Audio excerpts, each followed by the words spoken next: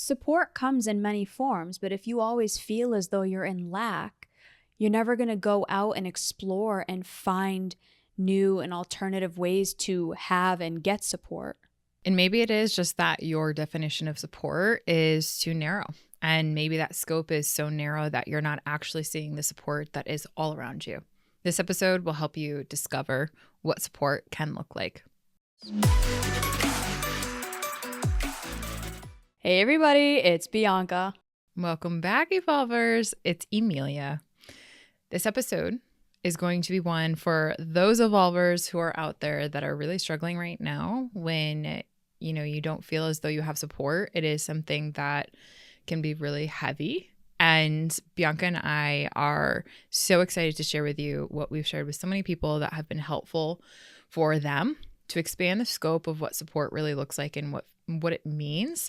Because when you're going through it and when you feel alone or you feel really deep and down or you're in your healing journey and you just don't feel like people understand you, oftentimes what we don't realize, and this is where having a therapist or having a coach or having a mentor or having a peer that has been, further down the line of the journey and can kind of see where you're at in that, can really do all the difference when it comes to you and your healing journey, and recognizing that the path that you're on right now, it might seem narrow and that no one's on it. But the truth is it's a lot wider than you might currently know. And I think that that's really important as we dig into this episode. So hopefully by the time that you are finished with this episode, you have at least something that Bianca and I have shared that expands the scope. So Bianca, where do we want to get this one started? Because I know you and I have both been in our own healing journeys and, still are in our own ways. And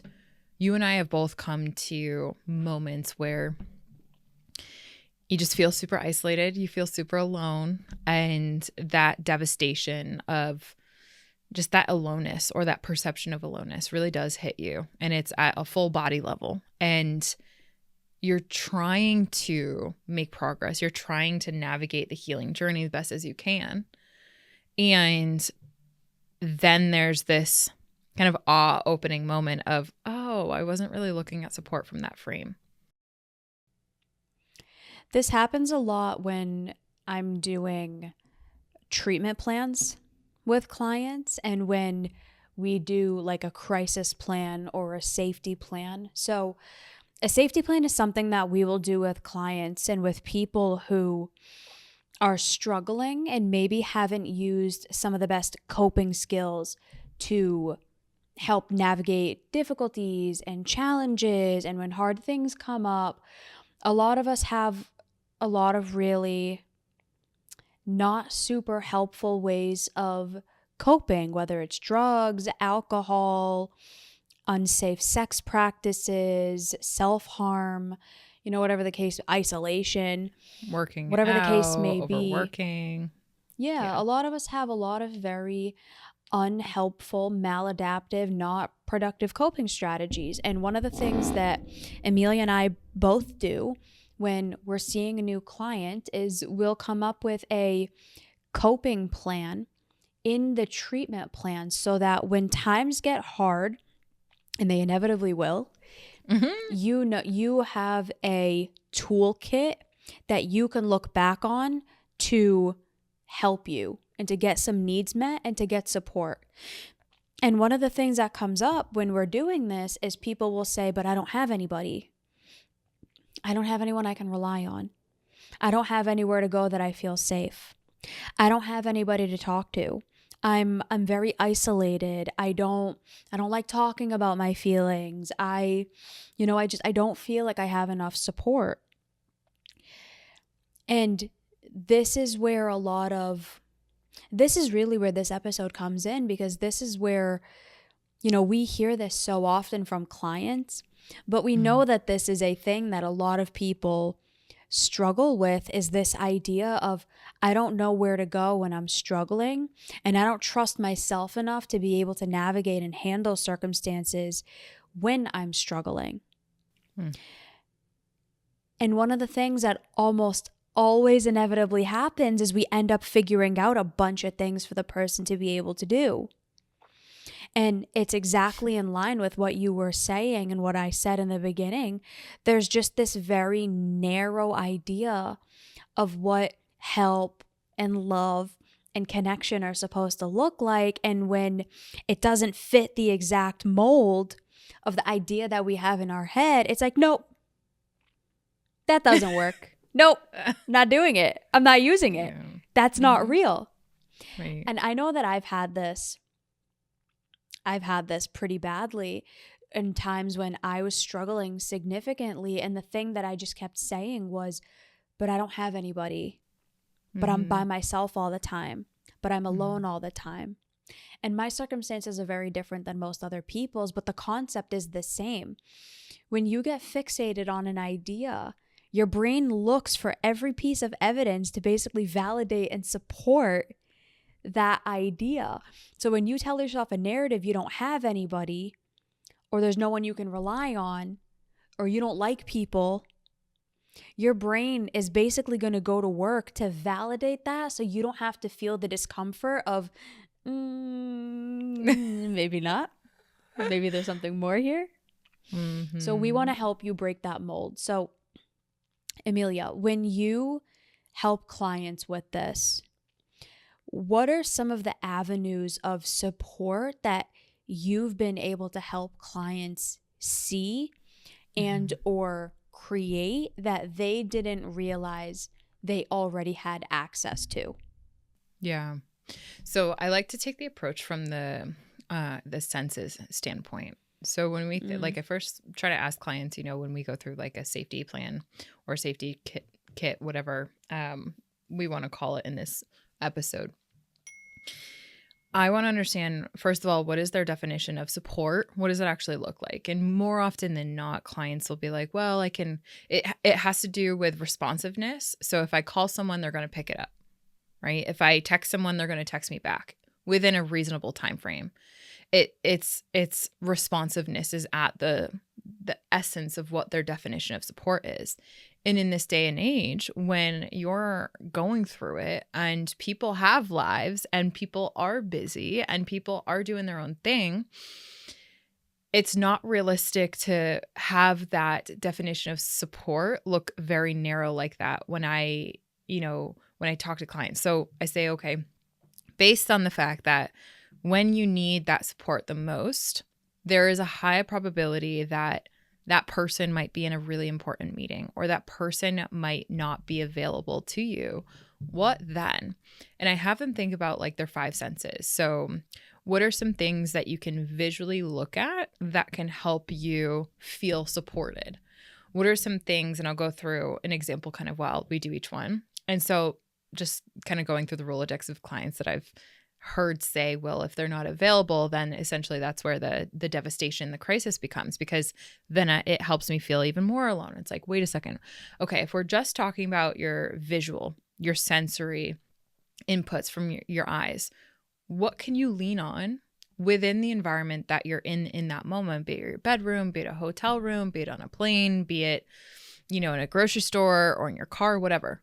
What do your eyes pick up, or what is in your immediate surroundings that can help you feel supported? Some people might say, well, I do have, my phone right there, and I can go and look at pictures of my dog or my cat or my family or whatever. And I can look at pictures like that help remind me of happy times or supported times or whatever. Like that's something that's quickly accessible. Or one of the things that we can do is I like to turn clients towards nature, because nature is a natural support system. So what can you see within your vicinity or outside of your window that actually can grab your attention? So this can look like something as, what do you notice about that bird over there? What do you notice about the shades of green in the tree? And kind of just moving your visual cortex towards things that help connect you to this greater sense of you're not alone. Because even when you turn your attention to, the pictures of your dog on your phone, or maybe the people that are walking and kind of just observing them, or the bird that's outside your window, it immediately shifts your focus from that sense of pervasive aloneness and that devastation feeling to that sense of you actually are right alongside people who are going through their own journeys too, even animals, all that happy jazz. So I'll take that and I'll kind of move that over to what can you hear? What can you taste? What can you touch? And so this is everything from literally moving yourself into a different physical location. So like going to the gym or going to a library or going to a nice cafe or going to a laundromat that you really love. Like, I don't know, like someone always will have a safe space that I'll suss out during this. And one of my favorites is the sounds. When you don't feel like you have support, one of the best things that we can do for our central nervous system is to activate our sound waves that are impacting our central nervous system. So this is where I'll turn clients to, for example, we don't realize that we have access to podcasts and books and music and like videos at pretty much any given time. So if we have a go-to playlist that helps us calm our central nervous system down when we feel alone, maybe it is listening to a really sad song that helps you feel what you're feeling, or maybe it is a video of a meditation that helps guide you to feeling a sense of worthiness after getting off the phone with your dad who just totally character assassinated you, right? Like there's certain things that you can go to that help change the state of your experience just by having input into the sounds to which you listen to. And for me, for a long time, it was so much of the voices from audiobooks that really helped me get out of those moments or those places where I didn't feel like I had support. Just boom, earpods in. I'm now listening to a podcast that is literally helping me feel supported, even though I'm not necessarily directly engaging with someone. So those are some things that are very easily accessible to the large majority of clients that we see. And I could go on and on and on, but I would say that's a really great place to share kind of the approach that I take, and then also some examples. That's great. What about you? The underlying issue that a lot of us are facing is that we're clinging to immediacy. So because we can't self-regulate, what we're actually looking for when we're saying we don't have support is we're looking for co-regulation. We're looking for some other person to be immediately accessible to us to help us regulate our nervous system. Mm-hmm. And when you have this idea that a person has to be immediately responsive to you in order for you to be okay, you're basically convincing yourself of a narrative that you cannot self-regulate. Right. And what we're trying to help everybody to understand is that you have to learn how to self-regulate first before you go look to other people. Now, if you've chronically been in homes or environments or growing up where co-regulation was not a thing and you have a significant deficit of that, then yes, you're going to probably need a lot more co-regulation to help you get a baseline and to get your nervous system regulated so that you can learn how to self-regulate. But you also have to understand that's not always going to be available. Hi everybody, I wanted to jump on here. My name is Julie and I wanted to give a huge shout out to Evolve Ventures and to my coaching with Bianca. I'm like many of you. It's like I've read all the books, positivity, the glass is half full, it's not half empty. Tried to get myself away from negative people, tried to think positive thoughts, suffered from depression, on medications, tried everything, counseling, tried so many different things, and it helped, but I never felt like I got to the root of the problem. And I started listening to Evolve Ventures, amazing. And then I did a free coaching with Bianca and thought, what could it hurt? It's free, right? Oh my gosh, that day changed my life. I blurted out to Bianca things that I had never even really thought about myself. And I ended up setting up coaching with her. And I know so many of us say, oh, we can't afford coaching. But let me tell you, that coffee that you drink, that cupcake that you have, those cookies that you buy, that restaurant you go to, all those little things to make you feel better, you can take all of that and put it aside and invest in yourself. Use that money to invest in you, because you don't need those cookies to feel happy anymore. You don't need those restaurants to feel happy anymore. When you know how to be happy yourself, how to make yourself happy. And it's not all great, every day is fine, but I can now acknowledge things. I can acknowledge why I feel the way I do, and I can work through it without having to feel like there is no help. People are great. I definitely recommend Evolve Ventures and Bianca. When you're in crisis, when you're struggling, that's not always going to be available, which is why it's so important to develop those self-regulation skills in tandem with the co-regulation of meeting and aligning with other safe people. You have to have both. So like when we do a safety plan with somebody, let's say somebody comes to me and they're having pretty bad suicidal ideation, or we're trying to do like a substance treatment where they're not going to go to substances when they're struggling because that's a coping mechanism, right? Mm-hmm. What we do is we follow this layered system. What can you do on your own accord before you reach out to anybody? Yeah. What skills and what tools do you have at your own disposal to be able to help you? Then you externalize. Where is somewhere you can go to change the scene? Like you said, get out in nature, go for a walk, look at the trees, go to a cafe, go to a movie, go somewhere that's going to help you change your state. Then, who is someone you can talk to? Not about the problem, but who is someone you can talk to that can maybe distract you a little bit? Mm-hmm. Then lastly, it's who can you go to actually talk through the problem? We have to get to the point where that's last. And this is not preaching hyper individualism. This is understanding how to self-regulate first, because people aren't always going to be available. There's not always going to be somebody immediately accessible to you. And if we're consistently relying on other people to keep us safe and to make us okay, we are going to be consistently underdeveloped, undernourished, and in a chronic stress state because we don't feel safe enough within ourselves. It's very true.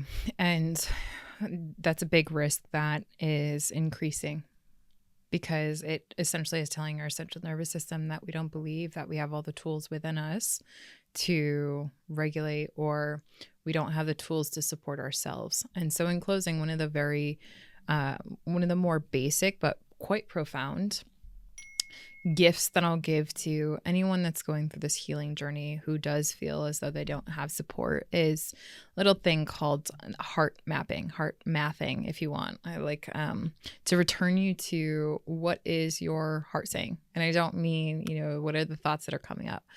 I actually want to encourage you when you're in those moments where you feel isolated to go within. One of the best support systems that you have is the heartbeat that is always going whether you want it to or not. And that heartbeat has a rhythm to it that inherently, when you start to close your eyes or drown out the senses around you, not through substances, but just simply through slowing your breathing down and tuning into your pulse, you can feel the rhythm of your heartbeat, which already helps you to co-regulate and feel as though you do have support. So the clients that I encourage to turn back to their heart when they feel as though they have no support, it just is a great reminder of how literally without even your conscious awareness, you already have support within, because that heart is beating for you, beating with you every single moment of your life. And most of us don't ever even turn into that rhythm as a support system. And I just think it's so beautiful to turn towards that when you really do feel as though you don't have anything. So a gift to you from my heart to yours. And in closing, my episode suggestion, if you like this episode, is 380, What to Do When Things Feel Hopeless. Not only is that a podcast episode, but it's also a suggestion where if you are in that hopeless feeling, we are here. We are a DM of support away, and we are always here to support you. If you are struggling in this, you are not alone. And there are so many free resources to support you directly. So with that being said, Bianca, what is your episode suggestion and final takeaway? Episode suggestion is 417, Healing from the Loneliness Epidemic. My final sentiment is going to be something that might make people feel a little uncomfortable. I'm seeing a lot of content out there saying how mental health and like really good mental health help is not accessible. And I think a lot of people have this misconception that you're not going to have to invest in mental health resources, and that you're not going to have to invest in getting help. But that's like saying I don't have to invest in my fitness. Getting help is not going to just be, it's not without cost. Yeah, And nothing is. Nothing is free. I mean, we have a ton of resources, but like, it's not free. You're investing time. You're investing energy. If you want help, you have to invest money and resources. A lot of us don't want to have to spend money on it. A lot of us don't want to have to spend money on ourselves and on getting the help we need. We want to spend money on clothes and luxury items and fun activities, but we don't want to invest money on us actually getting help and us actually getting our needs met. And I think it's hurting a lot of people. I think this idea that you should just be able to YouTube all your problems away is causing a lot of issues. ChatGPT and YouTube and all of these things are not a supplement for help. They don't replace help. They're good at sometimes, but the type of support that you're really looking for and these skills that we're talking about developing, you do have to invest. There is a price, and the degree to which you want that help and what you're saying is the degree to which you're going to have to invest. Just like you and I have done so much. So For sure. I don't say that to shame people, but I say it to say, like, everything that you want, there is a cost to it. There's an immediate cost and there's a long-term cost. You can either pay now and have pay and or invest now and have a wonderful, magnificent life and future, or you can keep trying to do the easy way out and struggle long-term and eventually have to pay even more later on. So all of that to say, there are way more resources than you believe. And you might have to actually invest monetary value into them, but that doesn't make it not real support. It might just require you to make some different choices. Put another way, where your time, energy, and financial resources go is a vote for you and bettering your mental health, or a vote against that. And the short-term avoidance of that will catch up to you. And we've seen it with so many people. That's why we share what we do. And we try to encourage people to take a more proactive approach to their mental health, because it does matter. And these years compound. And by the time that it does catch up to you, there are some really big issues that you're trying to address, and it feels so overwhelming and so wildly impossible. And some people, unfortunately, have unconsciously done so much damage to the actual architecture of their brain and of their bodies that I don't want to say are beyond help, because that's not at all the belief that I hold, but more so it actually costs exponentially more money and time and energy. Not only that, but the results aren't as guaranteed, if you will, as someone who is taking more of a proactive approach. So we invite you into the community. We invite you into the support that you need, that you've been sitting on. And we invite you to vote on yourself, not just now, but for the future too. So thank you for listening to this episode. We're so grateful you joined us today, and know that you are not alone, and keep evolving. You got this. Bye, everybody.